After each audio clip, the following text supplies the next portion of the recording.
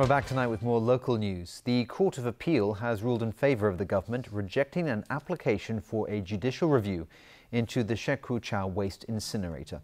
Ronnie Samtani with the story. Cheung Chau resident Leung Han Wai appeared at the High Court today. He said he was disappointed with the judgment and insisted that Cheung Chau's air quality will be affected because of the island's close proximity to Shek Kwu Chau. He took his case to the Court of Appeal after a lower court rejected his application to challenge plans to build a waste incinerator at Shek Kwu Chau. But the three judges ruled 2 against 1, dismissing the judicial review application.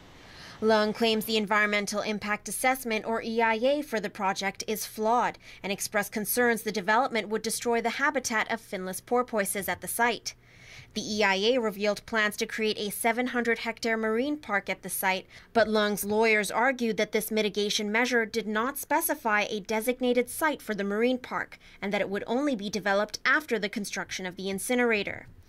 Leung also pointed out that the EIA failed to mention potential health risks from the project. The Court of Appeal judges ruled that the location of the marine park and construction phase is up to the professional judgment of the Environmental Protection Director. They added the effectiveness of the mitigation measure is not in the purview of a judicial review. And the judges found the EIA satisfied the relevant requirements in relation to the possible risks associated. Leung said he expected to lose today and has already made plans to take his application to the Court of Final Appeal. In response, the Environmental Protection Department said all environmental impact assessments are strictly carried out in accordance with the EIA ordinance. It added it will ask the Legislative Council for more funds to get the incinerator up and running. Ronnie Samtani, TVB News. The Hong Kong and Kowloon Lifeguard Union has called a meeting with the government over pay and working conditions disappointing. As Owen Fung reports, the union says it may initiate another strike next week. The next strike could begin on the 9th of December, a public holiday following the Mid-Autumn Festival. Following a meeting with the Leisure and Cultural Services Department, the Lifeguard Union said the government has not responded to the demands for a salary increase and better working conditions. We're so disappointed. Even the manpower, they don't give us an increased number. It's 0. And we want get the salary increase.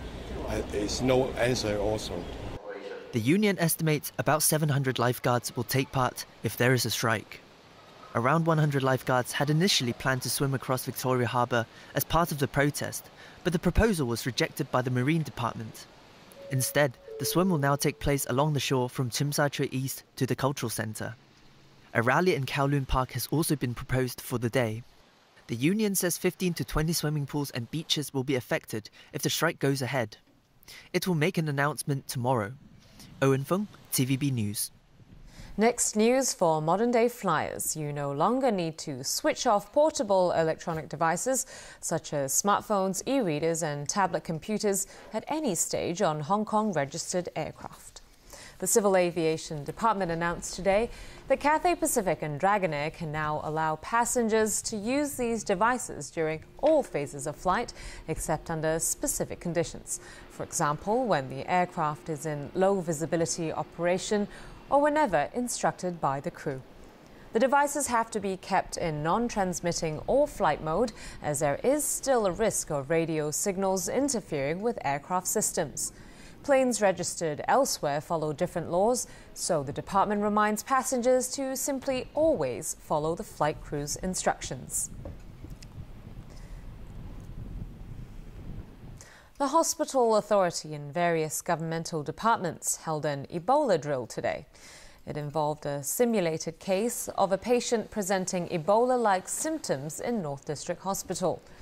The patient was evaluated in the emergency ward before being transferred to the Centre for Infectious Disease at Princess Margaret Hospital for quarantine and rapid diagnostic tests.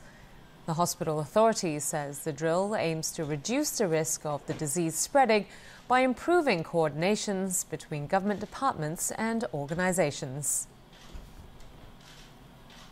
All right, Tony, over to you for sports. That's right. US Open and some news about your favourite tennis player. Novak Djokovic. It'll be Novak Djokovic versus Andy Murray in the US Open quarterfinals, as the two heavyweights breeze past their opponents in the last 16. Djokovic is expected to have the edge over Murray, having got the better of the Scot in their recent matches.